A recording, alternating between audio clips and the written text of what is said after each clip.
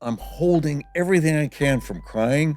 I'm just like, because the smell and the blood and the humiliation and the fact that I was apparently not man enough to be, and I was 12 years old at the time, and I'm like this. And as I'm standing there, I'm trying to reconcile how I'm supposed to feel. What am I supposed to do at that moment? And I realized some things that parental figures force you to go through are not necessarily the right thing. And I realized at that moment, I need to carve my own path. It was a huge lesson to me.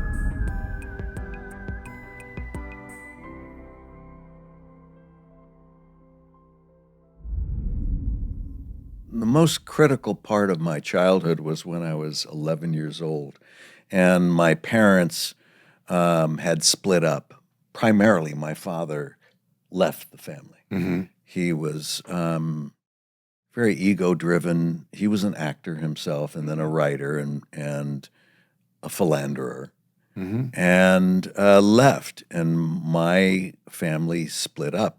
The house that we had.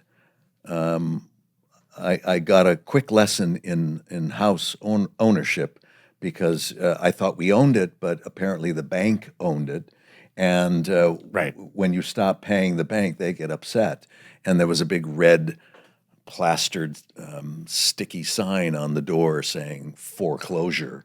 And out we went. And my brother and I were sent to live with my grandfather, Otto, who was a retired baker. We went kicking and screaming because Otto was kind of a taskmaster. He made us work. He stopped us from watching television.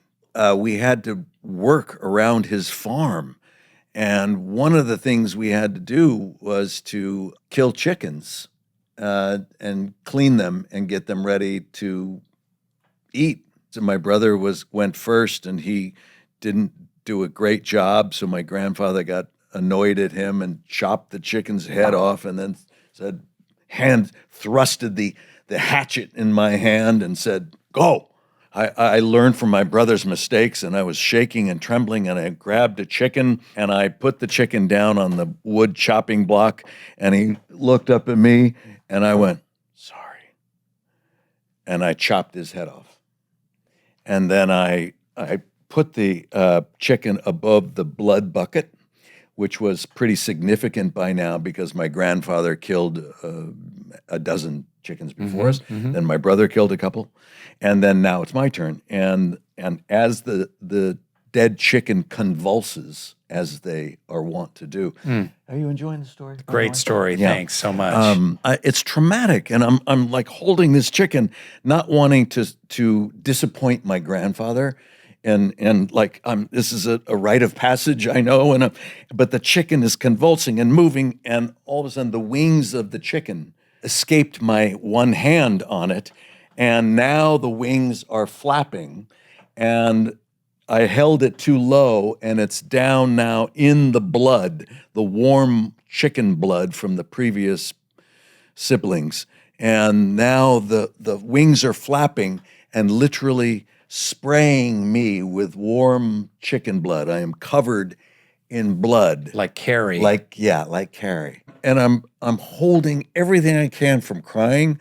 I'm just like, because the smell and the blood and the humiliation and the fact that I was apparently not man enough to be, and I was 12 years old at the time, and I'm like this, and my brother looked at me and like, oh, and he was only 2 years older, so he said, "Come on, go clean up," my grandpa. So my brother went over, he said, don't take a washcloth, let me just get a hose. And so I stood there as he took a hose and just completely washed this blood off of me. And as I'm standing there, I'm trying to reconcile how I'm supposed to feel. What am I supposed to do at that moment?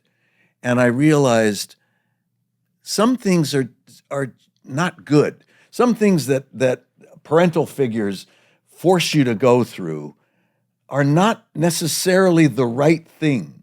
or the right time, or they didn't create the right environment for you to do.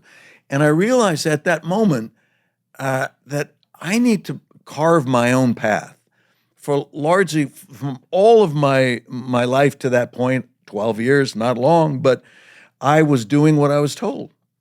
And just do what you're told, do what you're told, thinking that the people around you, the adults around you, knew best for you. They knew best. And right? I realized at that moment, it washed over me just like the water was washing me clean. I need to do this on my own. I need to carve my own identity. I need to be able to make my own decisions. And I'm going to be, from that point on, I was dubious about authority and what someone was saying. This is what you need to do. This is what you should do. This is what you have to do. This is what, and it's like, maybe. I started to recarve my direction from that point on. And that was it was a huge lesson to me. And before then, I think I was very passive kid.